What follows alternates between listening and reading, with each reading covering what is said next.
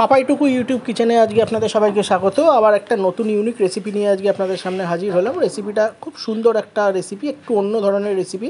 রেসিপিটা হলো ব্যাঙের ছাতা বা মাশরুম, যেটা দিয়ে আমি আজকে একটা ঝাল তরকারি বা চিলি মাশরুম তৈরি করব। তো চলুন বেশি কথা বাড়াবো না, চটপট শুরু করা যাক আজকে recipe chilli mushroom. Chilli mushroom বানানোর জন্য আমি এক্ষেত্রে 250-500 গ্রাম দুটো মাশরুমের প্যাকেট নিয়েছি। এটাকে আমি এবারে ম্যারিনেট করব। ম্যারিনেট করার জন্য সবার আগে মাশরুমটাকে আমি সরু সরু করে কেটে নিয়েছি।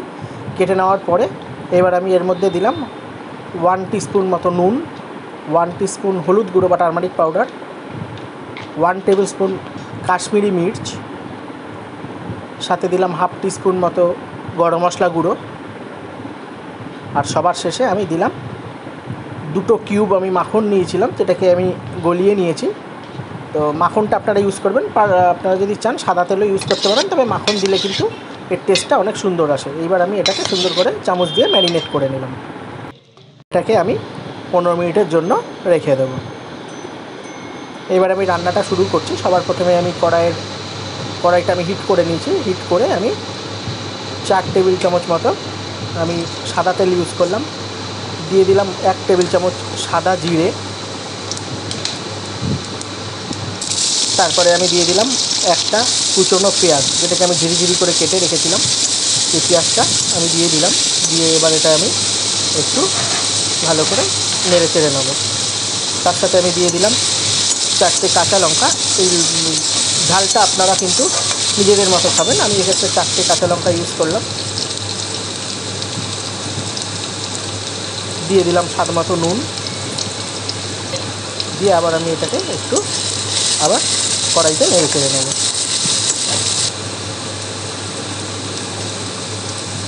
দিয়ে দিলাম 1 টেবিল চামচ আদা বাটা এবং 1 টেবিল চামচ রসুন বাটা, মানে জিঞ্জার গার্লিক পেস্ট। দিয়ে আমি এটাকে আরেকটু রান্না করে নেব।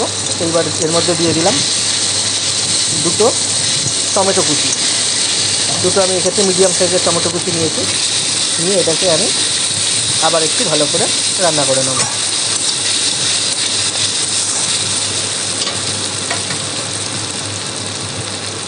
মাশরুম চিলি খেতে অবশ্যই খুবই ভালো খেতে, আপনারা বাড়িতে ট্রাই করুন, আশা করি ভালোই লাগবে।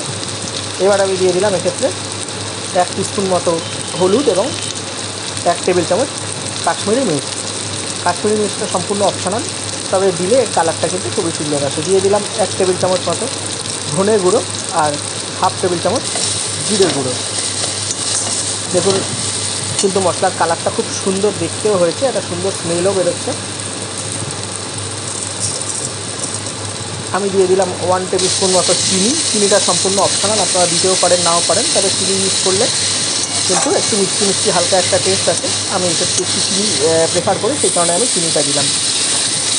দিয়ে দিলাম সামান্য জল, যেহেতু আমার কড়াইতে লেগে যাচ্ছে মশলাটা, আমি একটু জল দিয়ে দিলাম। মাশরুম চিলি আপনারা বাড়িতে ট্রাই করুন, রান্নাটা আপনারা রুটি ভাত যে কোনো কিছুর সাথেই খেতে পারবেন। আর দিয়ে দিলাম 10-15টা কাজু বাদাম নিয়ে আমি একটা পেস্ট তৈরি করে নিয়েছিলাম। দিয়ে আমি এই কাজু বাদামের পেস্টটা আমি দিয়ে দিলাম।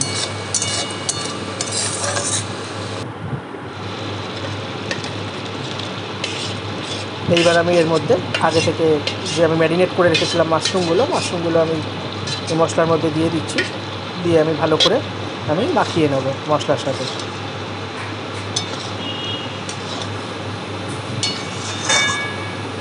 চিলি মাশরুম অলরেডি কিন্তু একটা ভালো গন্ধ বেরিয়েছে। এবার আমি এর মধ্যে সামান্য জল অ্যাড করলাম।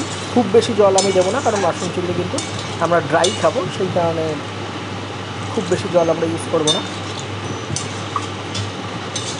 দিয়ে আমি ভালো করে একটু মশলার সাথে আমি পুরো মাশরুমটা মাখিয়ে নিচ্ছি। এইবার আমি এটাকে 10 থেকে 12 মিনিটের জন্য ঢেকে দেবো। ফিরে আসছি 10 থেকে 12 মিনিট পর। 10 মিনিট হয়ে গেছে। এবার আমি এটাকে আবার তুলে নিলাম।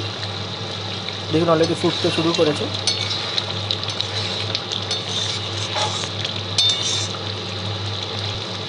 এইবার আমি এর মধ্যে দিয়ে দেবো কিছুটা পরিমাণ কাসুরি মেথি। এটা কিন্তু অবশ্যই আপনারা দেওয়ার চেষ্টা করবেন, কাসুরি মেথি দিলে এর টেস্ট অনেক গুণ বেড়ে যায়। তো এটা কিন্তু একটা ম্যান্ডেটারি আইটেম, আপনাদের বলে রাখি। কাসুরি মেথি এটা আপনি দিতেই পারেন, কাসুরি মেথি। তার সাথে এবার আমি এটাকে আবার একটু ঢেকে দেবো 10 থেকে 12 মিনিটের জন্য। দেখুন মশলা থেকে কিন্তু তেল ছেড়ে গেছে। রান্নাটা আমার প্রায় কিন্তু হয়ে এসছে।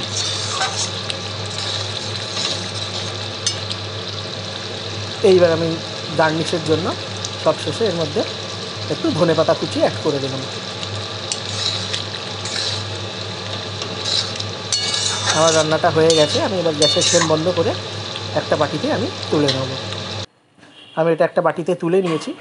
দেখুন কত সুন্দর লোভনীয় দেখতে হয়েছে। তো আপনারা একইভাবে রান্নাটা করুন, আশা করি ভালোই লাগবে। দেখা হবে পরের ভিডিওতে। আপনারা ভালো থাকবেন, সুস্থ থাকবেন। ধন্যবাদ।